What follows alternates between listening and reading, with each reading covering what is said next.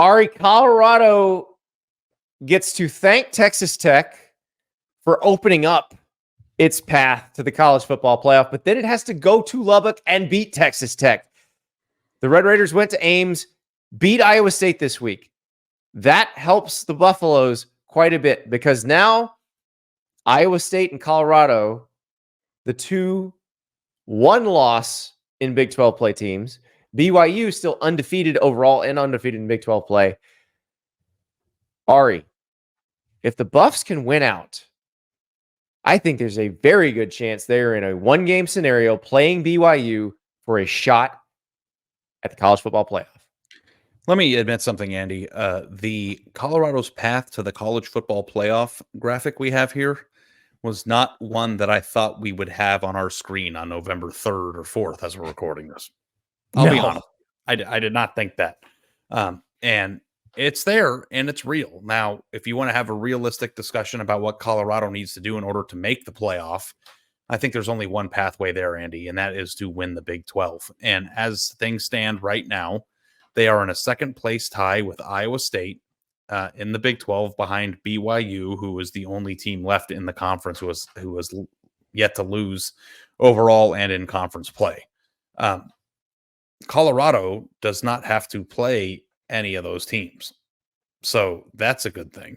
And Iowa State still has to play Kansas State. So theoretically, and I'm not saying that Colorado doesn't have tough games, going to Lubbock is going to be a tough game for them.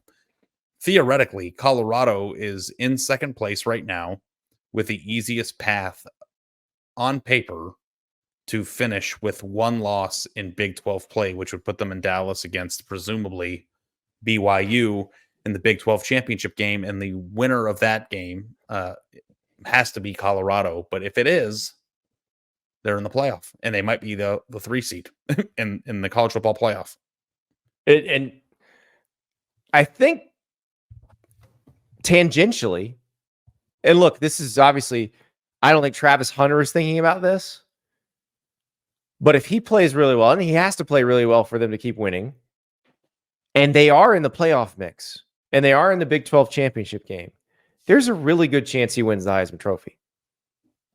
Yeah, and Deion Sanders did something that I thought was impossible coming into the year. And the thing that I like about Colorado right now is that they do have maybe the two most electric players in the conference on their roster. One is quarterback Shedeur Sanders, obviously, and the other one's Hunter. But their offensive line and defensive line have been playing so much better than I thought was even possible in terms of how they were assembled in the offseason, the flip of the roster. Like, the team is playing really well. And the number one thing, which isn't a surprise to me, but it's a surprise to a lot of people, is that they play with discipline, Andy. They play good football. They know where they need to be, and their play calling has been great. Like, the whole package of what Colorado has become this year. You know, people are going to roll their eyes because people love to hate Colorado about this topic at all, that we're even talking about them potentially making the college football playoff. But the results in the Big 12 with Kansas State and Iowa State legitimately created and paved the way for a path if Colorado takes care of its own business to do this. So at the very least, if Colorado makes the Big 12 championship game, that basically is a playoff scenario because there's no way they're getting in as a 3-loss team. So what an accomplishment that would be. It would be incredible. So let's talk about Texas Tech. Very streaky team. They have a 4-game win streak this season. They then followed that with a 2-game losing streak that included getting blown out by Baylor and then blowing a huge lead at TCU to then go to Iowa State and win. They really kind of run, you know, as Baron Morton goes, their quarterback. He had a very good game against Iowa State. But Ari, do you know who leads the Big 12 in sacks? No. It would be Colorado. Oh, I thought you were asking me about a player. Yes, I knew Colorado did. Yeah. Yes. No, as a team, the Colorado leads the Big 12 in sacks.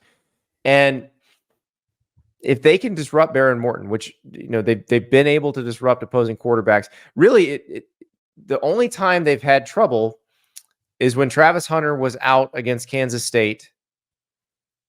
Kansas State gave them problems that second half of that game. But other than that, we've seen them disrupt the opposing quarterback most games. I think they can do it again here.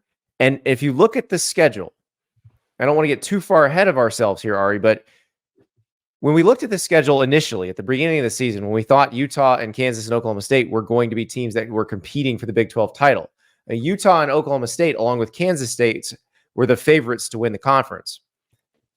Well, it hasn't worked out that way. Utah and Oklahoma State might be the worst teams in the conference. Kansas has had a lot of bad luck, but they're not one of the better teams in the league either.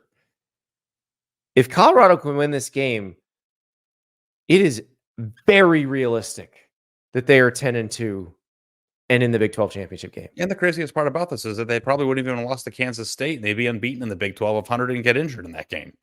Like they are legitimately playing very good football, and they have a very manageable path to getting there, which is kind of what this game is going to be turning into here into the month of November as we try to figure out bracketology and bubble watch. It's not just how good you are, it's what's standing in your way. And like you can make the case, and I think it's actually probably just a fact that Texas Tech on the road is the toughest remaining game they have on their schedule. And Texas Tech is one blown lead away from being in the same exact position, tied for second place in the conference standings with Iowa State and Colorado. So it's not a pushover game.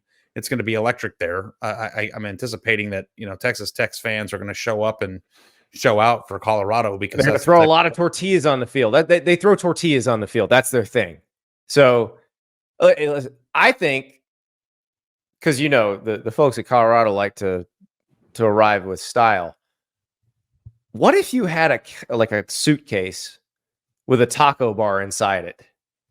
And as soon as those tortillas start flying, have turnover tacos.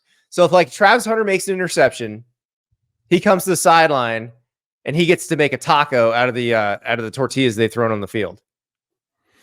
The taco suitcase thing sounds like something you would have. So it doesn't surprise me that you're the one who came up with this idea.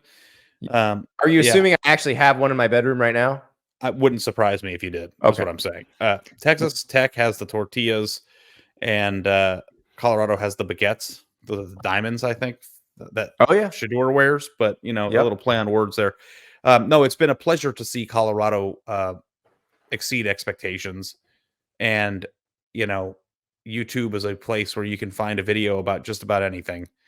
But trust me when I say this, Andy, you know this because you're part of the creation process, but we wouldn't be making this video if it was bullshit.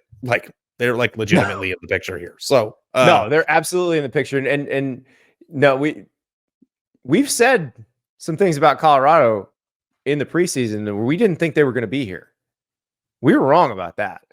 The way they're playing right now, though, they belong here, and they've got to win a few more games, and they will absolutely be in the mix for the college football playoff if they do. So Colorado, Texas Tech, and Lubbock, mark your calendars. Possibly one of the best games in the Big 12 all year long.